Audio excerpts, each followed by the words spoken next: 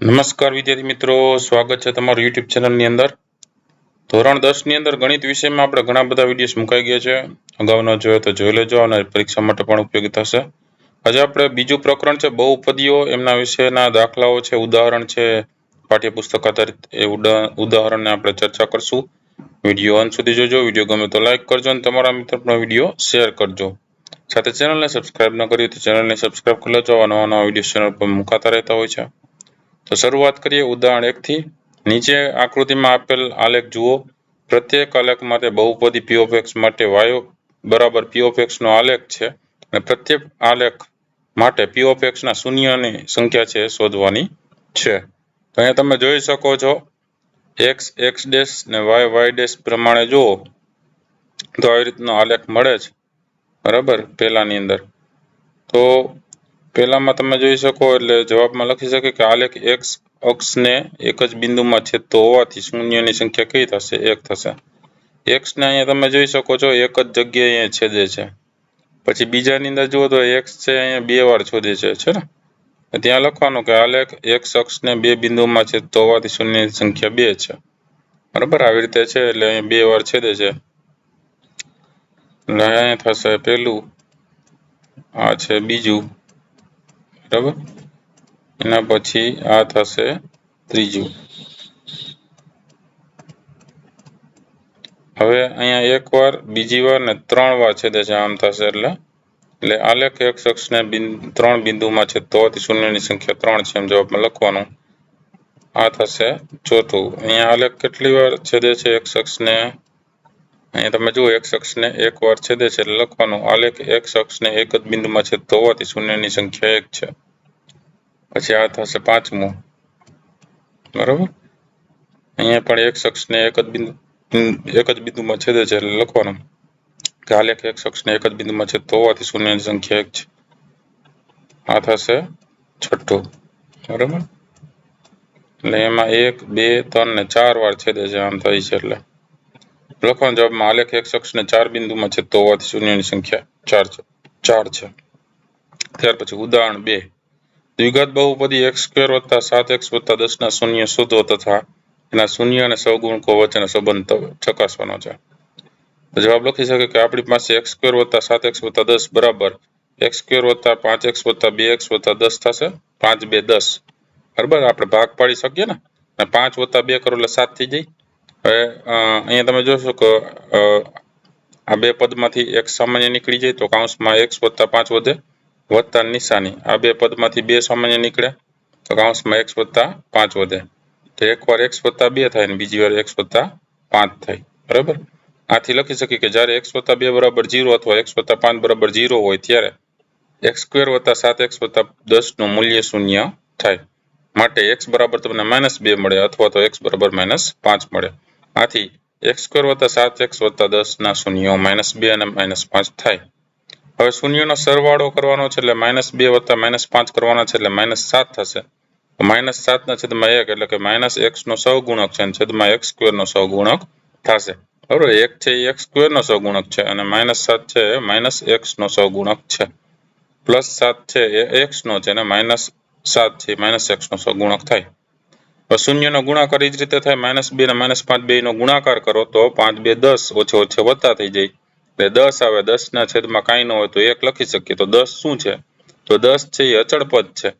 બરાબર, અહીં તમે જોઈ શકો 10 છે એ અચળ પદ છે, છેદમાં x² નો સહગુણક 1 છે. કાંઈ ન હોય તો x² ની આગળ શું હોય? 1 હોય. 10 ના છેદમાં 1 ને શું લખાય? અચળ પદના છેદમાં x² નો સહગુણક.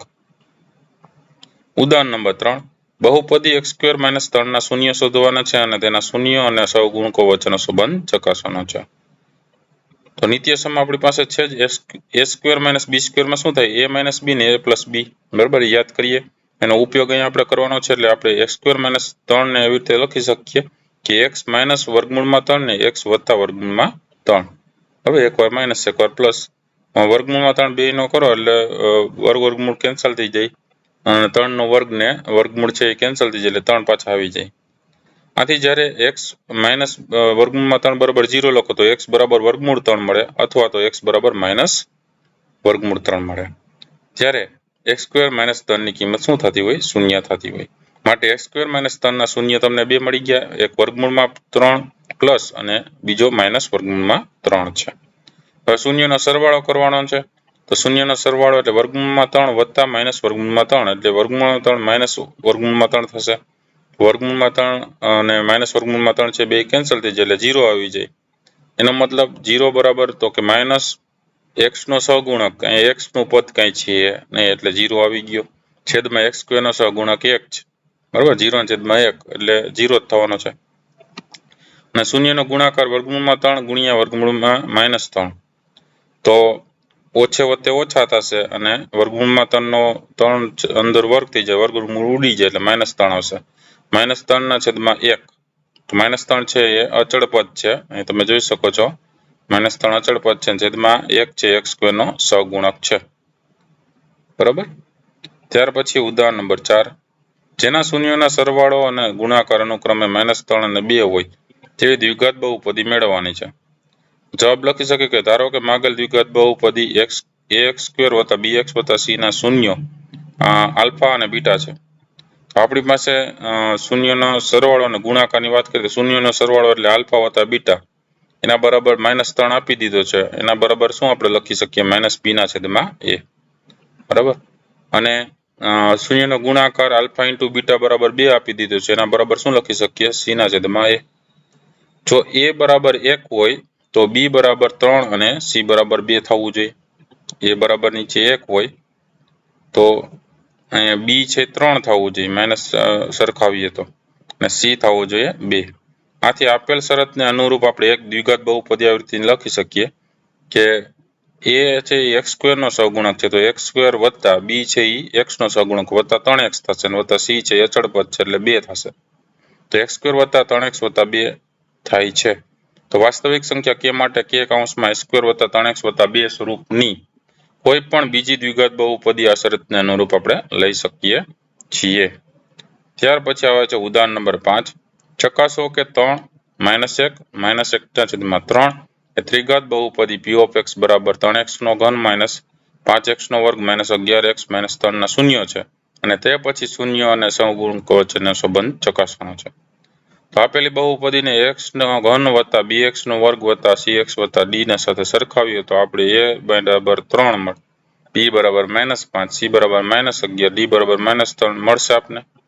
હવે એમાં p બરાબર 3 મૂકી દઈએ પહેલા, બરાબર, પહેલું સંખ્યા 3 આપી છે મૂકીએ તો x ની જગ્યાએ જ્યાં જ્યાં છે ત્યાં 3 મૂકવાના છે, તો 3 ગુણ્યા 3 નો ઘન માઇનસ b ની જગ્યાએ અહીંયા 5 x ની જગ્યાએ 3 નો વર્ગ -11 x ની જગ્યાએ 3 અને -3, તો 3 ગુણ્યા 3 નો ઘન 27 -5 ગુણ્યા 3 નો વર્ગ 9 -11 3 33 -3, આનો ગુણાકાર થાય 81 -9 5 45 -33 -3, તો 81 આ ત્રણેયનો સરવાળો 81 થાય, ત્રણેયની નિશાની બાદબાકીની છે એટલે 81 - 81 બરાબર શું થઈ જાય 0 થઈ જાય. એટલે p of 3 ની કિંમત તમને કેટલી મળી 0 મળી. હવે p of -1, તો -1 મૂકવાના, 3 કૌંસમાં -1 નો ઘન -5 કૌંસમાં -1 નો વર્ગ -11 કૌંસમાં -1 અને -3, તો 3 ગુણ્યા -1 નો ઘન -1 -5 ગુણ્યા 1 નો વર્ગ +1 ઓછે ઓછે વત્તા 11 × 11 અને -3, તો આમાં થાય -3, આ થશે -5, આ થશે +11 ને આ થશે -3, તો આ +11 છે ને આનો ત્રણેયનો સરવાળો 11, પણ ત્રણેયની નિશાની બાદબાકીની છે એટલે 11 - 11 બરાબર 0 થઈ જાય. હવે p of -1/3 કરીએ તો 3 કૌંસમાં -1/3 નો ઘન -5 કૌંસમાં -1/3 નો વર્ગ -11 કૌંસમાં -1/3 અને -3, તો 3 કૌંસમાં -1/3 નો ઘન -1/27 થશે, -5 પછી -1/3 નો વર્ગ કરો તો +1/9 થાય, ઓછે ઓછે વત્તા થઈ જાય 11 × 11 11/3 થશે અને -3 થશે. હવે અહીંયા આપણે લખી શકીએ 3 12 છે કૌંસમાં -1/9 તેરી 27, 3 3 ઉડી જાય, અહીંયા થશે -5/9, અહીંયા થશે +11/3 અને થશે -3. હવે -1/9 -5/9 વત્તા 11/3 અને -3 લસા થશે 9, બરાબર. -1 -5 એમ રહેશે કારણ કે 2/9 છે, વત્તા 3 નો 9 કરો તો 3 વડે ઉપર નીચે ગુણવા પડે તો ઉપર ગુણીએ તો 11 3 33 થઈ જશે નીચે 9 તો છે જ માઇનસ અહીંયા લસા થશે 9 કરવા હોય તો 9 તેરીના 27 બરાબર તો 9 વડે ગુણવા પડે એને એટલે 27 થાય હવે અહીંયા 33 તો છે આ ત્રણેય માઇનસ વાળી નિશાની છે એનો સરવાળો કરો તો -33 થઈ જાય 33 માંથી 33 જાય તો 0 0 ના છેદમાં 9 એટલે 0 જવાબ તમને કેટલો મળ્યો 0 મળ્યો આથી આપણે લખી શકીએ 3 -1 અને -1 ના છેદમાં 3 એ 3x ઘન -5x નો વર્ગ -11x -3 ના શૂન્ય છે કારણ કે 3 એ 3 ની કિંમત મૂકી ને તો શું મળ્યું તમને 0 મળ્યો એટલે એના શૂન્ય છે એમ કહેવાય આથી આપણે આલ્ફા બરાબર 3 બીટા બરાબર -1 અને ગેમા બરાબર -1 ના છેદમાં 3 લઈએ તો શૂન્યનો સરવાળો આલ્ફા વત્તા બીટા વત્તા ગેમા બરાબર 3 વત્તા -1 વત્તા -1 ના છેદમાં 3 કરીએ એના બરાબર 3 - 1 -1 ના છેદમાં 3 બરાબર શું થશે 3 માંથી 1 જાય તો 2 2 - 1 ના છેદમાં 3 એના બરાબર 3 2 6 6 માંથી 1 જાય તો 5 5 ના છેદમાં 3 આવશે હવે આને આવી રીતે લખી શકો -5 ના છેદમાં 3 બરાબર -b ના છેદમાં a થઈ જાય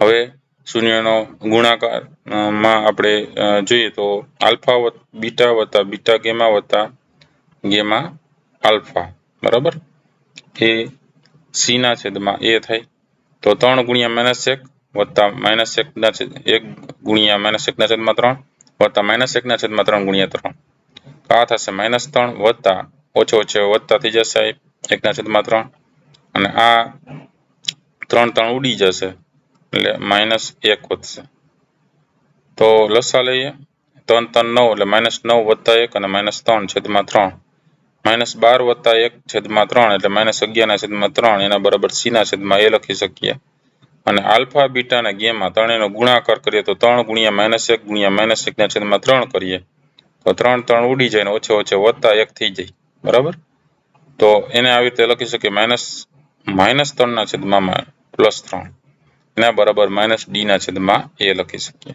રેડી તો આ રીતે આપણે જ્યારે 3 પદ વાળું હોય છે બરાબર ટૂંકમાં 4 પદ હોય ત્યારે આવી રીતે દાખલો ગણવો પડે ઉદાહરણ 5 ની અંદર આપણે આપો છે તો આ અલગ અલગ દાખલાઓ વિડીયો ગમ્યો હોય તો લાઈક કરજો તમારા મિત્રો પણ વિડીયો શેર કરજો સાથે ચેનલને સબસ્ક્રાઇબ ન કરી તો ચેનલને સબસ્ક્રાઇબ કરી લેજો ફરી પાછા નવા વિડીયો સાથે મળીએ ત્યાં સુધી ન જોયેલા વિડીયો જોઈ લેજો આવનારી પરીક્ષાની તૈયારી કરતા રહેજો thank you very much and take care